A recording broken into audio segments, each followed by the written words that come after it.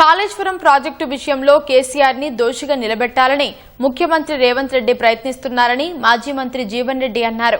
కేసీఆర్ దోషి కాదు, తెలంగాణ భవిష్యత్ నిర్మాణానికి స్ఫూర్తి అన్నారు. ప్రాజెక్టు పునర్నిర్మాణంపై రేవంత్ కళ్లు తెరిచినందుకు సంతోషమని మంత్రి జీవన్ రెడ్డి వ్యాఖ్యానించారు.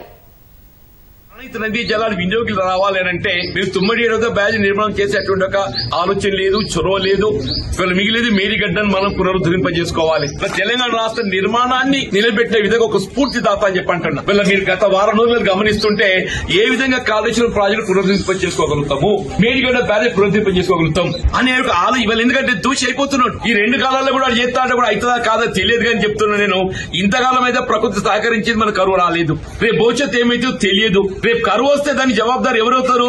రేవంత్ రెడ్డి అయితే కాంగ్రెస్ పార్టీ అయితే అని చెప్పంటున్నారు. కాళేశ్వరం ప్రాజెక్టు పునరుద్ధరింపబడటమే తెలంగాణ రాష్ట్ర భవిష్యత్తుకు అది ఏకైక మార్గం.